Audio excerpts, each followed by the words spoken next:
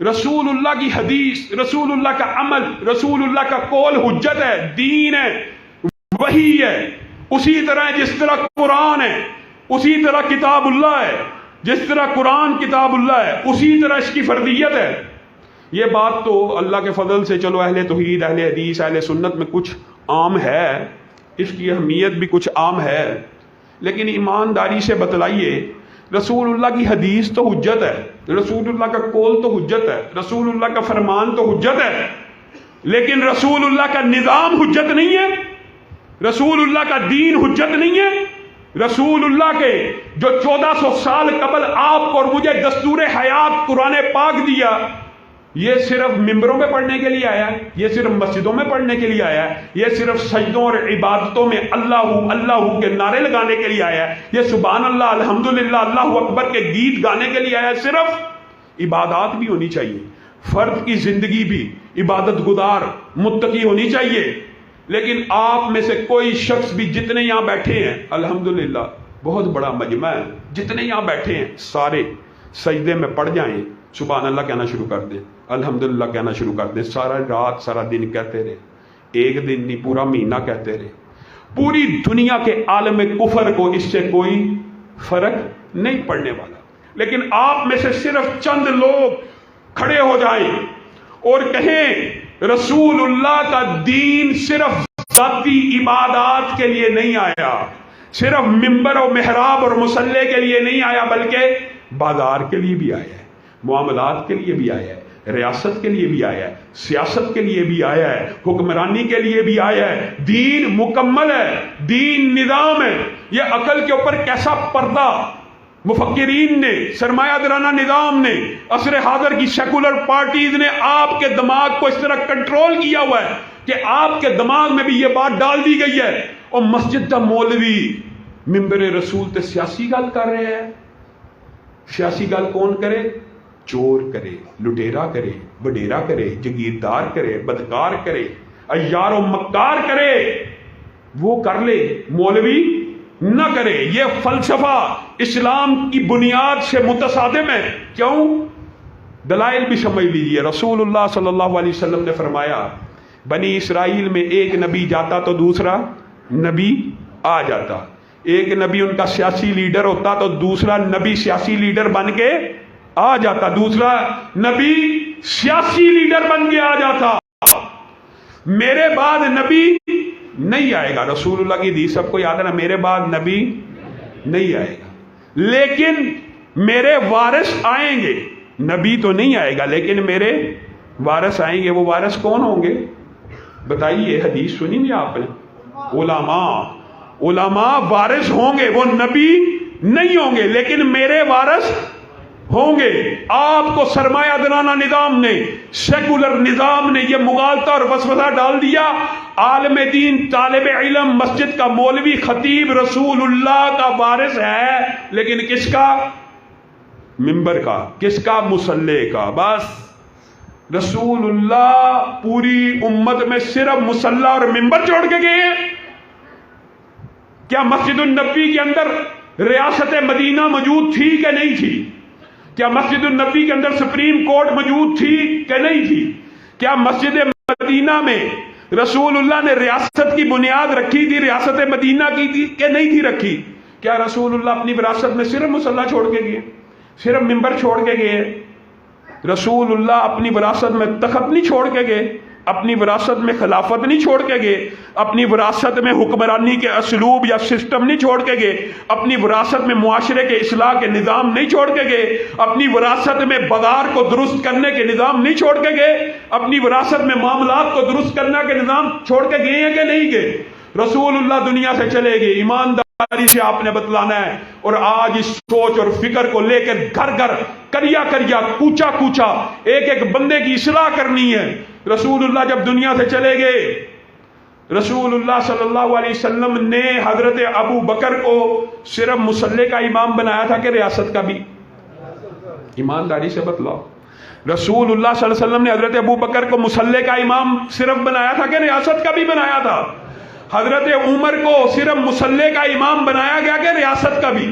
حضرت عثمان کو مصلی کا امام بنایا گیا کہ ریاست کا بھی؟ علی کو جب تک مسلمانوں نے مسلح اور ریاست ایک رکھا، مسلمان پوری دنیا کے اوپر غالب رہے۔ جب یہ پاپائیت کے خلاف چلنے والی تحریکیں، سوشلزم، کمیونزم، کیپٹلزم، صنعتی انقلاب اور سیکولرزم نے آپ کو کہا ریاست کے ساتھ مذہب کا کوئی تعلق نہیں، ریاست کے ساتھ مذہب کا کوئی تعلق نہیں، سیاست کے ساتھ مذہب کا کوئی تعلق نہیں۔ وہ سیاست اور مولوی جمعے سیاسی گل کر رہے، اور مولوی ممبر رسول تے سیاسی گل کر رہے ہیں۔ یہ پروپیگنڈا، یہ اشکال آپ کو اس لیے ڈالا گیا کہ آپ جتنے مرضی بڑے متقی بن جائیں، جتنے مرضی بڑے عبادت گزار بن جائیں، آپ کی اس عبادت کا کفر کو کوئی فرق نہیں پڑتا۔ لیکن جب آپ یہ کہیں گے کہ یہ نظام ہے، یہ دین ہے، یہ صرف جسم کے اوپر لاگو کرنے کے لیے نہیں آیا، بلکہ کس کے اوپر لاگو کرنے کے لیے آیا؟ معاشرے کے اوپر، سیاست کے اوپر، ریاست کے اوپر، بازار کے اوپر۔ هو الذي ارسل رسوله بالهدى والدين الحق ليظهره، یہ دین غالب ہونے کے لیے آیا ہے، معاشرے کے اوپر نافذ ہونے کے لیے آیا ہے۔ آپ کہتے ہو کہ مولوی سیاست کی بات ہی نہ کرے۔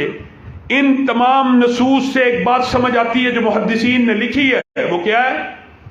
مسلمان کی ریاست کا جو تخت ہوتا ہے وہ بھی وراثت رسول ہے، مسلمان کی سیاست بھی وراثت رسول ہے، بازار بھی وراثت رسول ہے، معاملات اور معاشرت کے جتنے اصول و آداب ہیں یہ سب دین ہے۔ آپ یہ سمجھتے ہیں دین میں صرف مسجد کی زندگی ہے، عدالت کی زندگی نہیں ہے، ریاست کی زندگی نہیں ہے، حاکم کی زندگی نہیں ہے، پھر آپ نے دین کو سمجھا ہی نہیں۔ پھر آپ نے یہ سمجھ لیا کہ مخلوق کا بنایا ہوا نظام سیکولرزم، مخلوق کا بنایا ہوا کمیونزم، مخلوق کا بنایا ہوا سوشلزم اللہ کے نظام سے بھی بہتر ہے، اور آپ حیران رہ جائیں گے اگر آپ صحیح معنوں میں اسلامی نظام کے خد و حال پڑھیں۔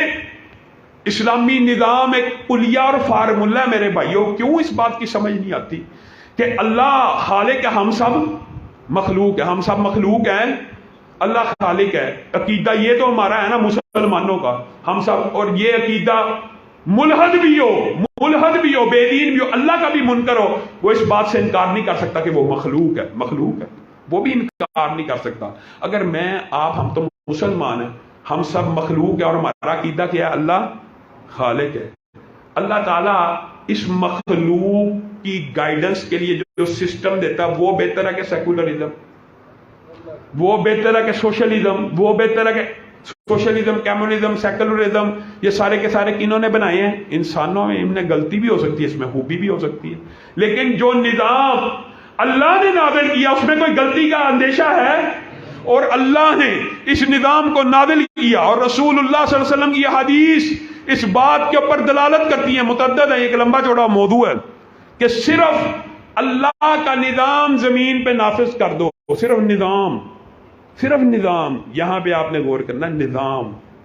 میں بد عملی کی دعوت نہیں دیتا، میں بے عملی کا قائل نہیں ہوں، لیکن اگر اللہ کا نظام زمین پہ قائم ہو جائے، صرف نظام، تو دنیا کے اندر سے جرائم ختم ہو جائیں گے، ڈکیتی ختم ہو جائے گی، زنا ختم ہو جائے گا، چوری ختم ہو جائے گی، معیشت کھڑی ہو جائے گی، امن امان آ جائے گا۔ کیسے؟ رسول اللہ صلی اللہ علیہ وسلم نے ریاست مدینہ میں یہ نظام نافذ کیا۔ آپ دیکھتے ہیں مائدہ اسلمی آئے ہیں، شبیبہ غامدیہ آئی ہیں، کیا ان کی برائی کا کوئی گواہ تھا؟ نہیں تھا۔ انہوں نے آ کے کیا کیا تھا؟ اقرار جرم، اللہ کے رسول ہمارے پہ حدوں کو لگا دیجیے، ہم نے یہ گناہ کر لیا ہے۔ اسلامی نظام قائم ہوا تو معاشرے کے اندر عملیت ایسے پھیلی کہ ایک بندہ اگر گناہ کرتا ہے اس کے دل میں یہ احساس ہے کہ کل قیامت کے دن مجھے سزا ملنی ہے، میں دنیا سے بھگت کے چلا جاؤں، دنیا ہی میں اپنی سزا لے لوں۔ یہ عملیت بھی آتی ہے نظام کے ذریعے، نظام نافذ کریں، عمل بھی آئے گا۔ نظام ایک کلیہ اور فارمولہ ہے۔ عام فہم بات کر کے اپنی بات کو ختم کروں گا۔ یہ آج کل جو فلاسفرز اور تھنکرز اور عقلی اور منطقی اور متکلمین جو ہیں وہ پتہ کیا لاجک پیش کرتے ہیں؟ ٹھیک ہے اسلام غالب رہا، مانتے ہیں، انکار تو کر نہیں سکتے، ٹھیک ہے اسلام کو عروج رہا، ٹھیک ہے آپ کی یونیورسٹیاں تھی، ٹھیک ہے آپ کی پوری دنیا پہ حکمرانی تھی، ٹھیک ہے ٹھیک ہے ٹھیک ہے ٹھیک ہے، لیکن اسلام اس دور کے ساتھ کمپیٹیبل تھا، اس دور کے ساتھ مطابقت رکھتا تھا. آج کے دور میں یہ جو نظام ہے یہ سزائیں وحشیانہ ہیں معاذ اللہ. آج کے دور میں یہ نظام کمپیٹیبل نہیں ہے. یہی فلسفہ ہے, صرف یہی فلسفہ ہے. اور وہ یہ اس لیے کہتے ہیں, ان کو پتہ ہے یہ نظام ایک کلیہ, ان کو پتہ ہے, مسلمان بھول چکے ہیں, ان کو پتہ ہے کہ یہ نظام ایک کلیہ اور فارمولہ ہے. یہ جب بھی نافذ کیا جائے گا رزلٹ سیم آئے گا. جب بھی نافذ کیا جائے گا رزلٹ سیم آئے گا. 1400 سال پہلے نافذ کیا, رزلٹ امن, سکون, معیشت کی بحالی, جرائم کا خاتمہ, قتل, ڈکیتی, زنا ختم, رزلٹ سیم. آج بھی نافذ ہوگا تو رزلٹ سیم, کل بھی نافذ ہوگا رزلٹ سیم. ان کو یہ بات پتہ ہے کہ یہ نظام آ گیا, رزلٹ سیم نکلے گا. اس نظام سے مسلمانوں کو دور کر دو. پھر بھی مسلمانوں نے ماضی قریب میں جو جد و جہدیں کی ہیں, ان میں مثال دیتا ہوں. خلیجی ممالک کا آپ نے جائزہ لیا ہوگا. ایک مثال کے طور پہ بات سمجھاتا ہوں. سعودی عرب ہے, اس میں اس نظام کے ایک جز کو نافذ کیا. پورے نظام کی بات نہیں ہو رہی, ایک جز کو نافذ کیا. کس کو؟ حدود اللہ کو. حدود اللہ بھی نظام کا حصہ ہے. آپ حیران رہ جائیں گے. گوگل ہے, اٹھائیے, سرچ کیجئے. اب تو علم چھپا ہوا نہیں ہے. سعودی عرب میں ایک سال میں جتنے جرائم ہوتے ہیں, نیو یارک میں ایک دن میں اتنے جرائم ہوتے ہیں. ایک دن میں. سعودی عرب میں پورے سال میں جتنے جرائم ہوتے ہیں. 1400 سال پہلے بھی یہ نظام ایک ایسا فارمولہ اور کلیہ ہے جہاں پہ نافذ کیا جائے گا رزلٹ ہمیشہ سیم آئے گا. جیسے H2O ہے, پانی کا فارمولہ. جب بھی 2 ہائیڈروجن ایٹم اور 1 آکسیجن کا ایٹم ملے گا کیا بنے گا؟ پانی. یہ نہیں ہو سکتا کہ آج کے 20 سال بعد کوئی مفکر اٹھے اور کہ اب H2O سے پانی نہیں بنے گا. اسی طرح کی یہ جہالت اور گمراہی ہے. جو یہ بندہ یہ بات سمجھتا ہے کہ اب اسلامی نظام کے آنے سے معیشت درست نہیں ہوگی, اب اسلامی نظام کے آنے سے امن امان نہیں آئے گا, اب اسلامی نظام کے آنے سے ڈکیتی چوری ختم نہیں ہوگی. میرے بھائیوں, یہ وہ مشن ہے, یہ وہ منشور ہے, یہ وہ نقطہ نظر ہے کہ جس کی وجہ سے تحریک دفاع اسلام و پاکستان کو بنایا گیا. 75 برس بیت گئے. پاکستان کو کس نام پہ حاصل کیا تھا؟ اسلام کے نام پہ. نہیں, آپ کو کیا دھوکہ دیا گیا؟ نالیاں پکی کرانے کے لیے. نہیں, آپ کو یہ دھوکہ دیا گیا کالج بنانے کے لیے. آپ کو یہ دھوکہ دیا گیا اسپتال بنانے کے. سرمایہ دارانہ نظام کا یہ عجیب اثر ہے کہ ماشاءاللہ داڑیاں رکھی ہوئی ہیں, نیک صالح متقی ہیں, ایمان, عمل, عقیدہ موجود ہے کہ رسول اللہ کی ذات اعلیٰ ہے, عقیدہ موجود ہے, بات اعلیٰ ہے, لیکن سیاست نواز شریف کی اعلیٰ ہے, سیاست عمران خان کی اعلیٰ ہے. کیوں جی؟ رسول اللہ کی سیاست اعلیٰ نہیں ہے؟ رسول اللہ کی سیاست نواز شریف سے اعلیٰ نہیں؟ رسول اللہ کی سیاست عمران خان اور زرداری سے اعلیٰ نہیں؟ یہ آپ کو مغالطہ ڈالا گیا ہے, وسوسہ ڈالا گیا ہے. یہ 100% 180 ڈگری کے اوپر کھڑی ہوئی سیکولر پارٹیاں ٹرانسجنڈر بل منظور کر لیں. جس نے ووٹ دیا اس گناہ میں شامل ہے, اس گناہ میں شامل ہے. جائیے کسی عالم سے فتویٰ لے لیجئے. آپ نے ووٹ دیا, کسی نے, یہاں پہ جو بیٹھے ابھی ہم رائے شماری کرا لیں, آدھوں نے نون لیگ کو ووٹ دیا, آدھوں نے پی ٹی آئی کو ووٹ دیا. کس کے بندے ہیں جی؟ نون لیگ کا بندہ ہوں. کس کے بندے ہیں جی؟ پی ٹی آئی کا بندہ. اللہ کے بندے کہاں ہیں؟ اللہ کے نظام کے لیے کھڑے ہونے والے کہاں ہیں؟ اللہ کے لیے اپنی جانوں کو قربان کرنے والے کہاں ہیں؟ اللہ نے جو نظام دیا صرف 1400 سال قبل کے لیے تھا کہ قیامت تک کے لیے تھا. اگر قیامت تک کے لیے تھا تو اس کی جدوجہد شروع بھی نہیں کرنی, شروع ہی نہیں کرنی. اور جی مولویاں نے کتنے جیتنا ہے, مولویاں نے کتنے ووٹ لینے ہیں, شروع ہی نہ کرو جدوجہد. ایسا کفر نے, سیکولرزم نے, سرمایہ دارانہ نظام نے ذہن کے اندر, برین کے اندر فیڈ کر کے رکھ دیا. اور میرے بھائیوں, ایک مسجد کا مولوی جماعت کراتے ہوئے تم لوگوں کے آگے کھڑا ہوتا ہے کہ پیچھے؟ آگے کھڑا ہوتا ہے. ایک مسجد کا مولوی ضروری نہیں کہ عالم دین بھی ہو, قاری ہو, قرآن جانتا ہو, وہ کہاں کھڑا ہوتا ہے؟ آگے. اور ایک عالم دین ہو, آپ مجھے, آپ قاری قمر صاحب کو, آپ جامعہ محمدیہ میں, آپ اداروں میں, آپ امین محمدی صاحب کے مدرسے میں وغیرہ وغیرہ اپنے بچوں کو اس لیے بھیجتے ہیں کہ وہ عالم دین بن جائیں, اور عالم دین بننے کے بعد نواز شریف زندہ باد کے نعرے لگائیں, عمران خان زندہ باد کے نعرے لگائیں, کیا نظام مصطفیٰ زندہ باد کے نعرے لگائیں. آپ کس لیے اپنے بچوں کو بھیجتے ہیں؟ علماء نبی کے وارث صرف وہی ہیں جن کے نقطۂ نظر میں یہ ویژن کلیئر ہے کہ علماء رہنما بننے کے لیے آئے، مقتدا بننے کے لیے آئے، پیشوا رہبر بننے کے لیے آئے۔ محدثین نے لکھا کہ ریاست کے تخت کی بھی کچھ شرائط ہے۔ ریاست رسول، سیاست رسول اور تخت رسول اور خلافت رسول پہ وہی شخص بیٹھنے کا اہل ہے جو مسلمانوں کو 5 نمازیں پڑھانے کی اہلیت رکھتا ہو۔ جو مسلمان جمعہ آئے تو جمعہ پڑھانے کی اہلیت رکھتا ہو۔ غور کریں 75 سال میں کوئی ایک حکمران آپ کو ایسا نصیب ہوا ہے؟ ہو سکتا ہے ظہر عصر کی کسی طرح یاری سے نماز پڑھا دیں، فجر کی کیسے پڑھائیں گے؟ جمعہ کیسے پڑھائیں گے؟ یعنی آپ نے نظام سے 180 ڈگری پہ چلے گئے، ریاست اسلامی بنائی اور حکمران چاہے شرابی بن جائے، بدکار بن جائے، بدماش بن جائے۔ کیا آپ یہ بات گوارا کرتے ہیں کہ ممبر رسول کے اوپر جو بندہ کھڑا ہو، یہ ممبر رسول اللہ کی وراثت ہے، اس کے اوپر شرابی کو گوارا کریں گے، زانی کو گوارا کریں گے؟ لیکن تخت رسول کے اوپر زانی کو ووٹ دیں گے، عمران خان زندہ باد، نواز شریف زندہ باد کے نعرے لگائیں گے۔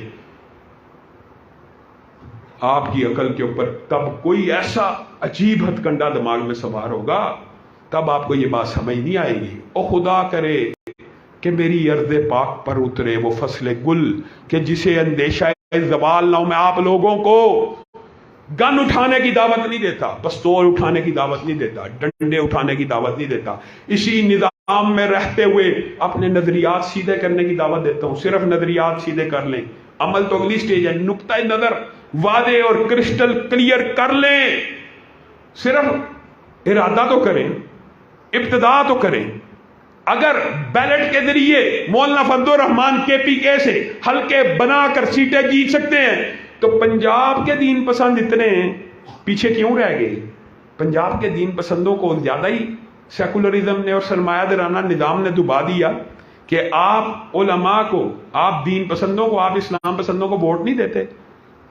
بلٹ کے ذریعے نہیں، بیلٹ کے ذریعے بھی تبدیلی آ سکتی ہے، اللہ کی قسم آ سکتی ہے۔ اسلام غالب بیلٹ کے ذریعے بھی آ سکتا ہے، آپ لوگوں کے تعاون کی وجہ سے آ سکتا ہے، لیکن نقطہ نظر ہو تو آئے گا نا، نظریہ ہو تو آئے گا نا، سوچ فکر ہو تو آئے گا نا۔ آپ آج چاہیں صرف اس مسجد میں بیٹھے ہوئے ارادہ کر لیں کہ ہم نے ایک PP کے اندر اپنے پورے ضلع کے ووٹوں کو مجتمع کر لینا ہے، ہم ذہن لوگوں کے سارے ووٹ ادھر مجتمع کر لینے ہیں، نہ بھی ہو آپ ابلاغ کریں۔ اللہ کی قسم پاکستان میں اسلام پسند زیادہ ہیں، یہ 2-3% کے جو لوگ ہیں یہ آپ کے حکمران بنتے رہتے ہیں، اور یہ ایسے دنیا اور معاشرے کو لگتا ہے کہ جیسے بے دینیت اور لا دینیت اور دین سے نفرت اور بیزاری کا اظہار کرنے والے پاکستان میں زیادہ ہیں۔ ہرگز نہیں، عملی طور پہ پاکستان میں دین پسند، اسلام پسند لوگ زیادہ ہیں، ان کی قوت و طاقت زیادہ ہے، لیکن وہ بیلٹ میں منتقل نہیں ہوتی۔ 50% لوگ ووٹ ہی نہیں دیتے، جی جمہوریت کفر ہے، جی یہ انہوں نے بھی یو ٹرن لے لی ہے، اب حلال ہو گئی ہے۔ تو آپ کم از کم اپنا منہج ہی سیدھا کر لیں، آپ بیلٹ کے ذریعے تبدیلی لانے کی ابتدا کریں، حلقہ سازی کریں، جتہ سازی کریں، اور بالفرض یہ بھی میں آپ کو بات بتلا دوں، آپ اس میں کامیاب نہ ہو، آپ کا نقطۂ نظر نظریہ کامیاب ہو جاتا ہے، آپ بالفرض PPوں سے الیکشن نہیں بھی جیت پاتے، آپ صرف بکھرے ہوئے ذرے ہیں تو مل جائے کہ صحرا نظر آئے، بکھرے ہوئے قطرے ہیں تو مل جائیں کہ دریا نظر آئے۔ آپ صرف اپنی قوت اور طاقت مجتمع کریں، صرف اب سیٹوں کی بات نہیں کر رہا، اب صرف تنظیم سازی کی، نظم کی بات کر رہا ہوں۔ اگر آپ سارے مل جائیں، اللہ کی قسم بغیر سیٹوں کے، قسم کھا کے کہہ رہا ہوں، بغیر سیٹوں کے پاکستان کے اندر خلاف شریعت آپ احتجاج کریں، کوئی بل منظور نہیں ہو سکتا۔ یہ اس کی متعدد مثالیں ہیں آپ کے سامنے، یہ ٹرانسجینڈر بل کے اوپر مذہبی جماعتوں نے۔ مجھے بتائیے، کیا دفاع صحابہ کرنے کے لیے آپ کو یا مجھے سیٹ جیتنا ضروری ہے؟ کیا دفاع صحابہ کے لیے ہمیں سیٹ جیتنا ضروری ہے؟ ختم نبوت کا دفاع کرنے کے لیے سیٹ جیتنا ضروری ہے؟ حرمت رسول کا دفاع کرنے کے لیے سیٹ جیتنا ضروری ہے؟ کیا چیز ضروری ہے؟ تنظیم ضروری ہے، آپ لوگوں کے ساتھ کی ضرورت ہے۔ آپ لوگ آندھی بن کے نکلیں، طوفان بن کے چھا جائیں، کوئی آپ کا حق تلف نہیں کر سکتا۔ اللہ کے فضل و کرم سے ہر ادارے میں، ہر علاقے میں، ہر جگہ ہم نے اس بات کا تجربہ کیا کہ جب عوام سڑکوں پہ نکلتی ہے آپ کے مطالبات مان لیے جاتے ہیں، حتیٰ کہ اس کی 20 مثالیں ہیں آپ کے سامنے۔ ابھی دفاع صحابہ کے حوالے سے گفتگو کی ہے، اللہ کے فضل و کرم سے پاکستان میں جتنے بڑے گستاخ ہیں، جتنے بڑے چوٹی کے، ان کے خلاف مقدمے درج ہوئے ہیں۔ کس وجہ سے؟ آپ لوگوں کے، عوام کے پریشر کی وجہ سے۔ اگر آپ لوگ احتجاج کی، ہم آپ کو کال دیتے رہے، آپ آتے رہے، پرچے بھی درج ہو گئے۔ حتیٰ کہ جم خانے کا ایک واقعہ سنا کے میں اپنی بات کو ختم کرتا ہوں۔ جم خانے کے اندر ایک شخص پگڑی سمیت داخل ہوا، انہوں نے کہا یہاں پہ پگڑی سمیت داخلے کی اجازت نہیں ہے۔ بات آئی، اس شخص نے قدرتی طور پہ کہیں سے نمبر لے کے مجھے ویڈیو بھیجی، ہم نے اس بات کو اٹھانا شروع کیا، پتہ لگا جم خانے کے پیچھے بہت بہت بڑے، آپ کو پتہ ہے، لوگ موجود ہیں۔ ہم نے کہا جتنا مرضی بڑا بندہ ہو، ہم احتجاج کا حق رکھتے ہیں، ہم اس پاکستان کے آئین اور قانون کے پابند ہیں، اسی لیے تحریک کا نام دفاع اسلام و پاکستان ہے۔ اسلام کا دفاع بھی کریں گے اور پاکستان کا بھی۔ ہم احتجاج کرنے کے لیے جم خانہ کے باہر آنا چاہتے ہیں، اور کوئی وائلنس نہیں ہوگا، کوئی لاٹھیاں نہیں ہوں گی، کوئی ہاتھ میں ڈنڈے نہیں ہوں گے، صرف 1000 نوجوانوں کے سر کے اوپر پگڑی ہوگی، رسول اللہ کی سنت ہوگی۔ یقین مانیے صرف اس احتجاج کی کال سے انہوں نے قانون میں ترمیم کر لی، اب پگڑی سمیت بھی داخل ہو سکتے ہیں۔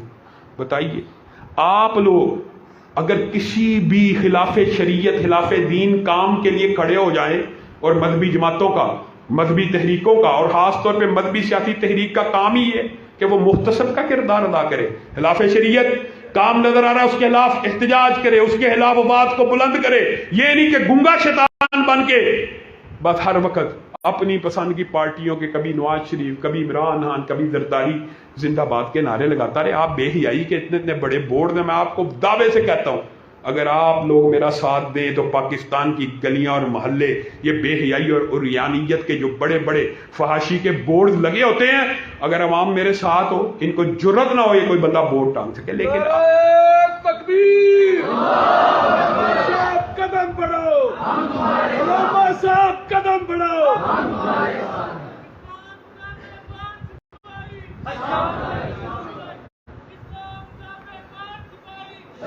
عبدالرحمان پان صاحب کا نعرہ سن کے میرے دماغ میں پھر وہی بچپن کی بات آ گئی کہ جب علامہ شہید تقریر کیا کرتے تھے، بعض بزرگ ایسے موجود ہوں گے جو ان کے جلسوں میں شامل رہے ہیں، تب بھی لوگ نعرے لگایا کرتے تھے علامہ صاحب قدم بڑھاؤ، ہم تمہارے ساتھ ہیں۔ علامہ صاحب نے جب قدم بڑھا دیا مدینہ کی گلیوں کی طرف، شہادت کی منزل کی طرف، آپ لوگ کہاں تھے؟ آپ یہ چاہتے ہیں، لیکن ہم حاضر ہیں، پڑی ضرورت تو ہم دیں گے لہو کا تیل چراغوں کو جلانے کے لیے، لیکن اس مشن میں مجھے آپ لوگوں کے ساتھ کی ضرورت ہے۔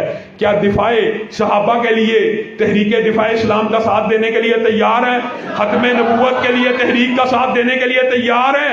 پھر ٹوٹ گریں گی زنجیریں اور زندانوں کی خیر نہیں، یہ دریا جھوم کے اٹھے ہیں، تنکوں سے نہ ٹالے جائیں گے۔